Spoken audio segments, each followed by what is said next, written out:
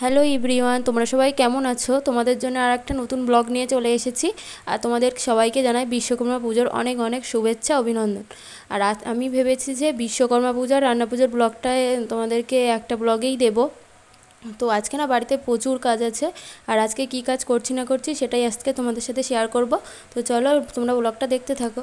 আর এদিকে দেখো পুজোর যে জিনিসপত্রগুলো লাগবে সেগুলো এখানে মেজে রাখা হয়েছে, প্রচুর জিনিসপত্র রাখা হয়েছে এখানে।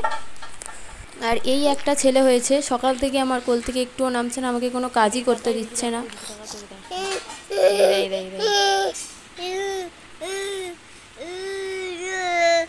আর আমার সোনার গাড়িটা থেকে এখানে পরিষ্কার করে রাখা হয়েছে। আর আজকে দুপুরে রান্না হচ্ছে পেঁপে ভাজা, ডাল আর তেল পোটা ছিল সেগুলো ভাজা হবে পেঁয়াজ দিয়ে, আর মাছ ভাজা। তো আজকে সিম্পলি রান্না হবে। আর এদিকে দেখো আমি ভাতটা বসিয়ে দিয়েছিলাম। আর এদিকে দেখো তোমাদের দাদাভাই এখন ঘর পরিষ্কার করছে। এটা হচ্ছে আমাদের ঠাকুরঘর আর কাজের ঘরও।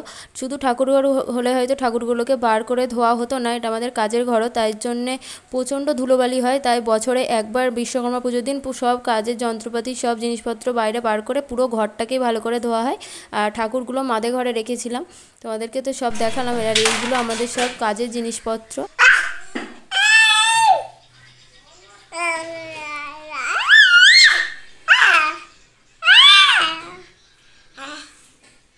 তো ঘর পরিষ্কার হয়ে গেলে ঠাকুরগুলোকে এখন সুন্দর করে রাখা হচ্ছে। আর এই ঠাকুরটা এবারে পুজো হবে বলে তাই আনা হয়েছে। আর এদিকটাতে সব পুজোর জিনিসপত্রগুলো রাখা থাকে। আর ঠাকুরটা কেমন হয়েছে তোমরা একটু কমেন্টে জানিও তো। ঠাকুরটা কিন্তু দেখতে সুন্দর, খুবই সুন্দর লাগছে। আর তোমাদের কার কার বাড়িতে বিশ্বকর্মা পুজো হয় আমাকে কমেন্টে জানিও। তারপর না দুপুরের খাওয়া দাওয়া করে আর ভিডিওটা অন করা হয়নি। তারপর তোমাদের সাথে দেখা হচ্ছে একেবারে রাতে। তোমরা তো সবাই জানো রান্না পুজোয় যেহেতু রান্না করতে হয়, মানে বিশ্বকর্মা পুজোর দিন সবাই পান্তাই খায়, তাই এখানে দেখো আমাদের এখন রান্না চেপে গেছে। আর আমার ছেলে এত দুষ্টুমি করছে, তোমাদেরকে কী বলবো। তারপর দিন দেখো সকালবেলা তোমাদের সাথে দেখা হচ্ছে। তো এখানে ব্রাহ্মণ চলে এসছে, আমি তো তাড়াতাড়ি চান টান করে এসছে। সোনা এক্ষুনি ঘুম থেকে উঠলো, শাঁখ-ঘণ্টার আওয়াজেও ঘুম ভেঙে গেছে। আচ্ছা, এটা বলতে ভুলো না যে তোমরা বিশ্বকর্মা পুজোয় কতবার পান্তা খেলে? আমরা তো জানি 7 বার পান্তা খেতে হয়। আমরা ছোটোবেলায় তাই করতাম, একটু একটু করে খেতাম, কিন্তু 7 বারই খেতাম, কিন্তু এখন একবারও খাই না।